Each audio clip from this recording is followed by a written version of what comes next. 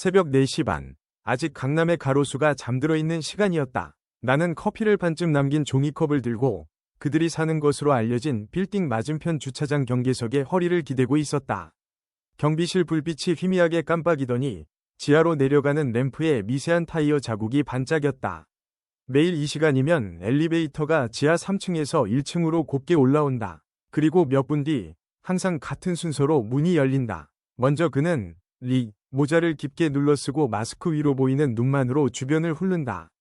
그 다음 그녀, 느린 호흡으로 뒤를 잇는다. 그들의 발자국은 하나의 그림자처럼 길게 붙어 다니다가 자동문이 닫히는 순간 간신히 둘로 갈라진다. 그날 새벽에도 그는 오른손에 텀블러를, 왼손에 검은 우산을 들었다. 비 예보는 없었지만 그는 늘 우산을 든다. 그녀가 목도리를 더 단단히 여미는 동안 그는 아무 말 없이 우산 끝으로 출입문 센서를 톡 건드려 문을 먼저 열었다. 나는 셔터 속도를 125분의 1로 낮춰 그 장면을 간신히 끊어냈다. 빛이 적은 로비는 사진가에게 늘 불친절하지만 그들의 리듬은 내 손가락보다 정확했다.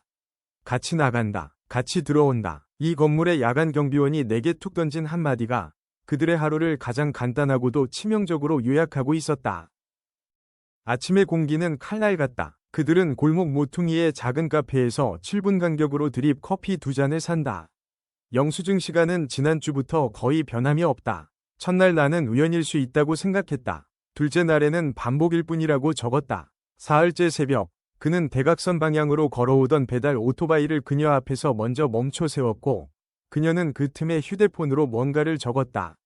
나는 그때야 알았다. 이들의 아침은 우연이 아니라 합의된 루틴이라는 것을. 커피 뚜껑에 피놀로 증기가 고백하듯 새어나왔다. 저녁은 더 노골적이다. 밤 10시를 조금 넘긴 시간, 도로에 차들이 드물어지면 그들의 발걸음이 가벼워진다. 지하주차장 출구에서 그는 먼저 나타난다. 번호판을 일부러 가리지도 유별나게 감추려 들지도 않는다. 대신 그는 항상 같은 자리에 차를 대고 같은 동선으로 엘리베이터를 향해 걷는다. 그녀는 90초쯤 뒤에 나타난다. 때로는 식료품점의 흰 봉투를 들고 때로는 약국에서 받은 작은 종이 봉투를 다른 손으로 고쳐쥔다. 그날은 그녀가 오렌지색 캡슐이 그려진 상자를 봉투 가장자리로 밀어넣고 있었다. 그는 아무 말 없이 그 봉투를 받아들었다. 나는 셔터를 누르지 않았다. 누르는 대신 손을 주머니에 넣었다. 고백하자면 그 순간만큼은 기자가 아니라 멀리서 타인의 안부를 염려하는 이웃에 가까웠다. 엘리베이터 벽면은 유광 스테인리스다. 무심코 보면 아무것도 비치지 않는 것처럼 보이지만 각도를 조금만 바꾸면 흐릿한 윤곽이 피어난다. 그들은 그 흐릿함 속에서 서로를 건드리지 않는다. 대신 아주 작은 간격, 손등과 손등 사이의 새끼손톱만큼의 여백을 유지한다. 그 여백이 이상하게 설득력이 있었다. 오래된 사람들만이 만들어낼 수 있는 설명하지 않아도 되는 거리감. 내가 엘리베이터 디스플레이의 숫자를 세던 밤, 1층에서 17층으로 뛰는 붉은 도트들이 이상하게 느리게 올라갔다. 그리고 문이 닫히는 찰나, 그녀가 오른손으로 코트를 더 여미는 것을 그는 시선으로 따라갔다. 낮에 그들은 서로에게서 사라진다. 그는 스튜디오로, 그녀는 녹화장으로 흩어진다. 그러나 온라인은 둘을 잡아당긴다. 오전 11시 23분, 첫 번째 게시물이 올라왔다. 같은 건물 3대, 사진은 없고 익명의 글뿐이었다. 오후 2시 49분, 두 번째 글이 이어졌다. 엘베에서 봄, 키 큰 남자, 모자 눌러 쓴 여자.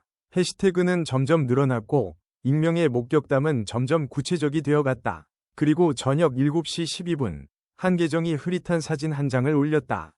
두 개의 그림자, 하나는 길고 하나는 약간 기울어져 있었다. 설명은 단 한 줄, 늘 같이. 그날 밤 그 게시물은 4만 번 공유되었고 댓글은 1시간 만에 3,000개를 넘겼다. 누군가는 행복해 보여요 라고 썼고 누군가는 확실합니까? 라고 되물었다. 확실함은 언제나 가장 늦게 도착하는 증거다. 나는 기록을 믿는다. 기록은 거짓말을 덜한다. 영수증의 시간, 엘리베이터 로그의 수직 이동, 주차장 CCTV 위 붉은 전멸, 경비실 근무일지의 아날로그 필기. 그것들을 나열하고 묶으면 하나의 선이 그어진다. 그 선은 빌딩 입구에서 시작해 지하 램프를 휘돌아 카페 카운터를 스쳐 다시 엘리베이터로 돌아온다. 선 위에서 그는 말이 적고 그녀는 한두 번 고개를 끄덕인다. 선 아래에는 우리가 보지 못한 문장들이 흘러가겠지. 다만 나는 선이 그들을 같은 방향으로 안내한다는 사실만큼은 확실히 적을 수 있다. 같은 방향, 같은 시간, 같은 문. 사람들이 가장 궁금해하는 것은 언제나 내부다. 문 안쪽, 복도 끝, 불 꺼진 현관 센서가 켜지는 소리. 누군가는 댓글에 그녀가 요즘 자주 루즈핏을 입는다 고 썼다.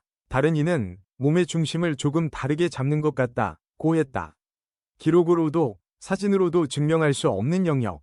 그러나 그 영역은 언제나 소문을 가장 빠르게 키운다. 약국 봉투, 차 트렁크에 실린 생수 2박스, 주차 대행에게 건넨 사탕 하나, 카페 얼음 하나 더. 일상은 설명을 거부하면서도 동시에 가장 솔직한 언어로 미래를 암시한다. 나는 그 암시를 그대로 옮길 뿐이다. 추측은 사람들의 것이고 문장은 내 것이다. 하루는 예상과 다르게 흘렀다. 밤 9시 반, 그녀가 먼저 내려왔다. 보통의 리듬이 아니었다. 마스크 위에 눈매가 피곤해 보였다. 손에는 작은 메모가 쥐어 있었다. 경비실 앞에서 그녀는 잠깐 멈추더니 메모를 접어 올렸다. 그리고 1분 뒤 그는 거의 뛰다시피 내려왔다. 그가 허리를 약간 굽히며 무언가를 묻자 그녀는 고개를 좌우로 천천히 흔들었다. 오래 미뤄둔 이야기가 주차장의 찬 공기 속에서 꺼내지는 순간이었다. 나는 셔터를 눌렀다가 화면을 지웠다. 기사는 때때로 삭제하는 용기를 가져야 한다.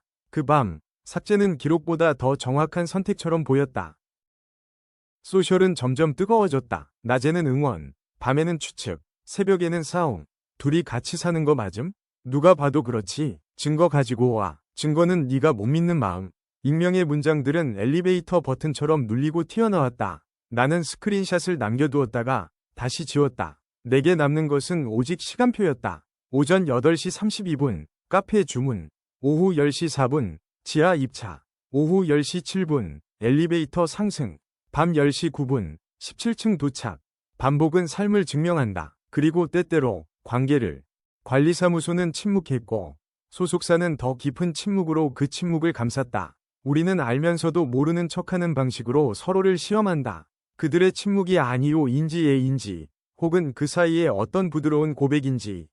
나는 마이크를 내려놓고 로비의 빈 의자에 앉았다. 자동문 너머로 카페에서 흘러나온 원두 냄새가 희미하게 스며들었다. 이 냄새는 사람을 조금 더 솔직하게 만든다. 그는 여전히 우산을 들고 다닐까? 그녀는 여전히 코트를 사선으로 여밀까? 둘이 같은 집에 불을 켤까? 질문은 늘 답보다 예쁘게 빛난다.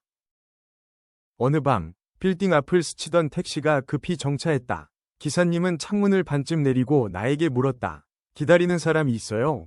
나는 예, 라고 했다. 둘이에요? 그는 왜인지 그렇게 물었다. 나는 예, 라고 했다. 그는 웃었고 다시 출발했다. 차의 후미등이 코너를 돌자 자동문이 열렸다. 그가 먼저 들어왔고 그녀가 뒤따랐다. 그녀가 들고 있던 하얀 봉투는 오늘따라 더 가벼워 보였다.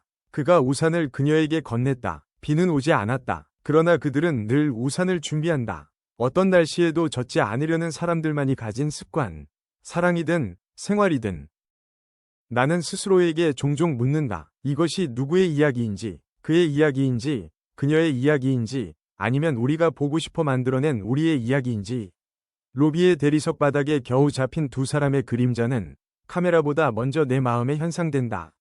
그 그림자는 포개지지 않는다. 대신 아주 느슨하게, 그러나 분명히 같은 방향으로 기울어진다. 그리고 그 방향이 바로 문 안쪽이라는 것을 나는 안다. 문은 닫히고 빛은 줄어들고 엘리베이터는 올라간다. 그 안에서 그들이 어떤 표정으로 서로를 바라보는지 나는 보지 못한다. 그러나 보지 못하는 것들도 기록이 된다. 특히 보지 못했기 때문에. 다음날 아침, 카페의 종이컵에 작은 하트가 그려져 있었다. 주인이 장난스레 그렸는지, 그녀가 부탁했는지, 혹은 그가 먼저 한 잔을 받아들고 기다리며 커피에 입김을 불 때 생긴 우연의 얼룩인지 알 수 없었다. 그는 하트를 본 듯, 못 본 듯 컵을 그녀에게 건넸다. 그녀는 컵을 받으며 몸을 조금 돌렸다. 그들의 그림자가 겹쳤다. 나는 카메라를 내렸다. 오늘의 기록은 충분했다. 아침의 공기는 여전히 칼날 같았지만 칼날 끝에는 더 이상 두려움이 없었다. 대신 어떤 예감이 있었다. 사람들은 그것을 징후라고 부르지만 나는 이렇게 쓴다. 함께 살아내는 사람들의 템포. 밤은 다시 찾아오고 그들의 시간표는 다시 펼쳐진다. 지하 3층, 10시 4분. 붉은 전멸, 도어딩, 문 닫힘, 상승, 17층. 우리는 여전히 문 밖에 서 있다. 그러나 문 밖의 기다림도 누군가의 안부를 지키는 방식이 된다. 그가 우산을 들어 그녀의 어깨를 가려줄 때, 그녀가 하얀 봉투를 그의 손으로 옮겨줄 때, 세상은 아주 작은 움직임으로 둘의 내일을 예고한다. 추측은 늘 과열되고, 소문은 늘 앞서 달리지만, 살아있는 증거는 언제나 조용하다. 조용해서 더 깊다. 그리고 깊어서 오래 남는다. 그러니 이 이야기를 믿어도 좋다. 다만 믿음의 방식은 내게 묻지 말라. 나는 보았고, 기록했고, 때로는 지웠다. 내가 확신하는 것은 단 하나, 새벽과 밤, 일상의 가장 낮고 가장 높은 온도 사이에서 그는 그녀와 함께 문을 지나다닌다는 사실. 그리고 언젠가 엘리베이터가 멈추는 소리가 조금 길어지는 날이 오면 우리는 그것을 또 하나의 일상으로 받아들이게 될 것이다. 이름 붙일 수 없는 변화, 그러나 누구나 알아보는 변화. 문 안쪽의 조명이 한 박자 늦게 꺼지는 바로 그 밤처럼. 오늘 밤도 그들은 함께 올라갔다. 나는 로비의 식물 잎사귀에 맺힌 물방울을 보다가 카메라를 가방에 넣었다. 자동문이 닫히며 내 얼굴이 유리에 잠깐 비쳤다. 한 사람의 그림자였다가 두 사람의 이야기로 바뀌는 순간 나는 기사 아래에 마지막 한 줄을 덧붙였다. 확인되지 않았으나 부정할 수도 없다. 다만 두 잔의 커피는 늘 같은 시간에 식어간다. 그리고 저장을 눌렀다. 내일 새벽 나는 다시 그 자리로 간다. 그들의 문은 다시 열릴 것이다. 그리고 나는 또 한 문장, 두 사람의 평범한 기적에 대해 덧붙일 것이다.